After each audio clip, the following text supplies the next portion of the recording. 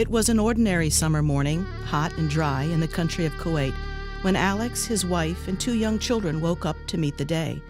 Little did they know that this day would mark the beginning of a trial that would put all of their faith and courage to the test. It was 6 o'clock in the morning, August 1990.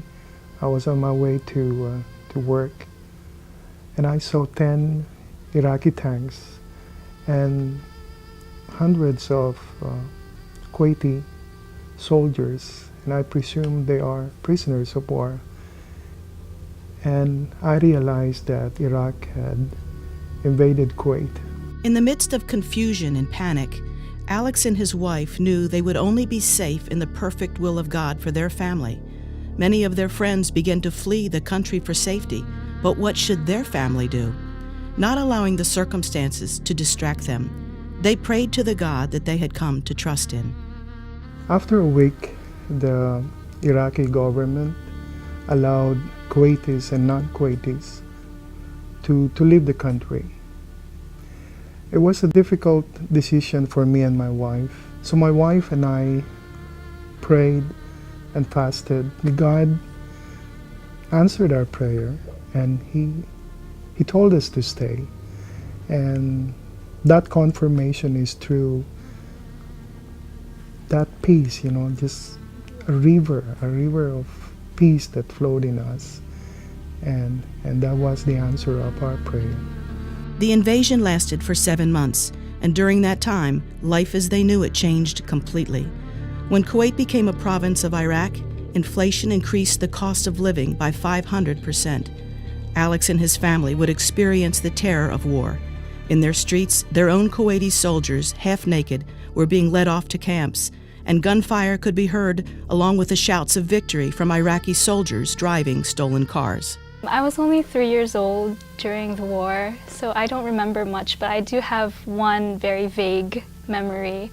I remember being in our apartment. It was very small and very dark, and I remember tape plastered all over our windows, and to me that was a symbol of the whole war, because even after the war, people still had that on their windows. No one took them down.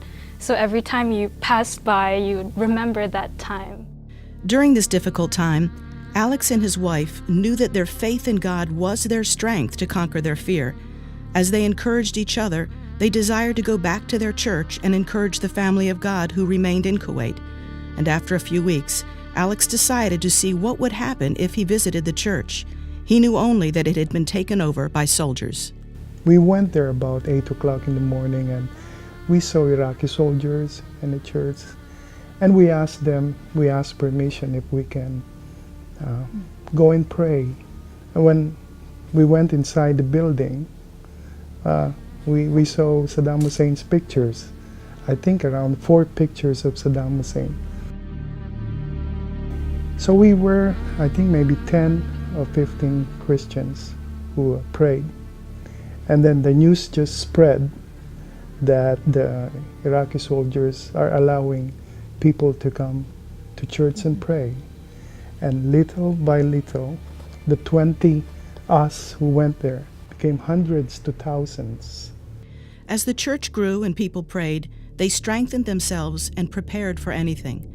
The people of Kuwait had no way of knowing how long this invasion would last or just how bad things could possibly get. When we heard in the radio that the U.S. are coming in Kuwait, the Iraqi military cut off our electricity, our water, and we saw U.S. planes, bombs, explosions, and everything. And that was the time that my wife and I prayed and asked God to protect us. And we don't know how long that war will last. The Lord really took care of us and all those who stayed in Kuwait because people trusted in the Lord.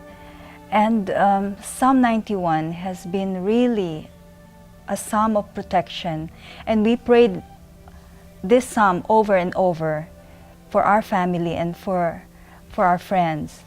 And it says here that he who dwells in the secret place of the Most High shall abide under the shadow of the Almighty. I will say of the Lord, He is my refuge and my fortress. My God, in Him I will trust. Surely He shall deliver you from the snare of the fowler and from the perilous pestilence. He shall cover you with His feathers, and under His wings you shall take refuge. It says, 1,000 may fall at your side, and 10,000 at your right hand, but it shall not come near you. You know, there could have been so many times that we could have been harmed because Kuwait is like right smack in the Middle East. I mean, there's not a lot of ways you can get out. There could have been so many times where we could have been endangered, and God never let that happen to us. My whole family, we're all excited of what God is going to do for our future. We had experienced His faithfulness, and we can't thank Him enough.